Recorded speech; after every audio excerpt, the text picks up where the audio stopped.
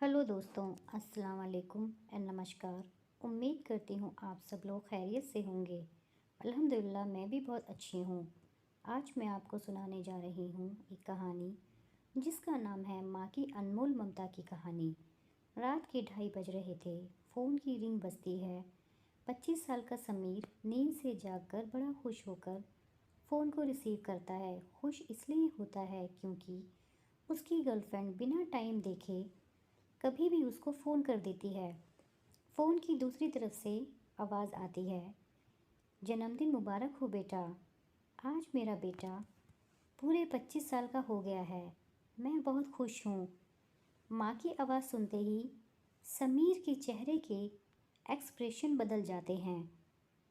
वो गुस्से में बोलता है, माँ तुझे समझ में नहीं आता क्या?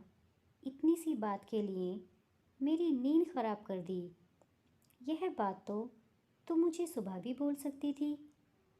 इतना कहकर वह फ़ोन काट देता है। थोड़ी देर बाद फिर से फ़ोन की रिंग बजती है। समीर फिर से फ़ोन उठाता है और इस बार फ़ोन पर पापा होते हैं। समीर इस बार आराम से बात करता है। थैंक यू पापा, आपने मुझे बर्थडे विश करने के लिए फ़ोन किया, वो भी इतनी रात को। पापा कहते हैं, नहीं बेटा, मैंने तुम्हें मुबारकबाद देने के लिए नहीं बल्कि ये बताने के लिए फ़ोन किया है कि तुम्हारी माँ बिल्कुल पागल है। वो इतनी पागल है कि पिछले 1 महीने से मुझे हर दिन तेरा बर्थडे याद दिलाते आ रही है। वो इतनी पागल है कि तू हमसे सैकड़ों मील दूर है, फिर भी उसने यहाँ पर खुद अपने हाथों से तेरे लिए केक बनाया है। ऊपर से ये ज़िद कर बैठी है कि जब तक तुझे बर्थडे विश नहीं कर देती तब तक ना तो खुद खाना खाएगी ना मुझे खाने देगी।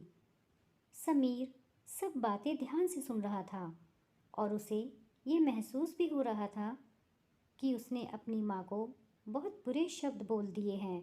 वो बोला, नहीं पापा, माँ बिल्कुल पागल नहीं है। पापा कहते हैं, नहीं बेटा, तू अपनी माँ के पागलपन को नहीं जानता। मैं जानता हूँ। वह तो 25 साल पहले ही पागल हो गई थी जब डॉक्टर ने उसे कहा था, या तो हम बच्चे को बचा सकते हैं या आपको।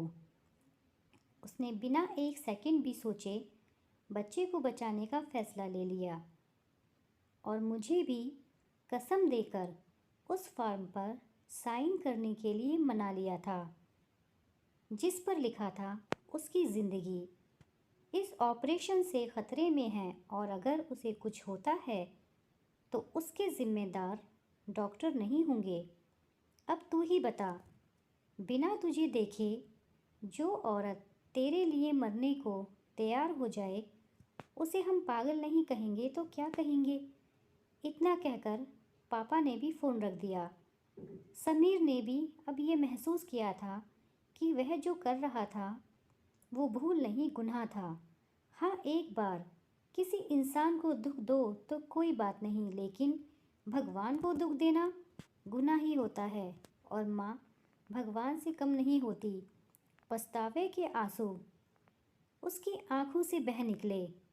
सुबह होते ही समीर अपने घर की ओर रवाना हो गया, अपने माँ बाप से माफ़ी मांगने के लिए। घर पहुँचते ही उसने पहले माँ से माफ़ी मांगी जिसने उसे गले से लगा लिया। फिर वह अपने पापा से माफ़ी मांगने लगा। पापा ने कहा, कोई बात नहीं बेटा, जा तू वापस चला जा। तेरी माँ हमेशा कहती थी कि तू उसे बुढ़ापे में संभालेगा, लेकिन मैं उसे समझा दूंगा। जैसे आज तक मैं उसे संभालते आया हूँ वैसे ही आगे भी मैं उसका ख्याल रखूँगा। उसे भी यह समझ लेना चाहिए, जो बेटा उसके एक फ़ोन करने से परेशान हो जाए वह उसे उम्र भर क्या संभालेगा। बाप की ऐसी कड़वी बातें सुन समीर की आंखों से आंसू बहने लगे। वो सर को झुकाए अपने बाप के सामने चुपचाप खड़ा रहा।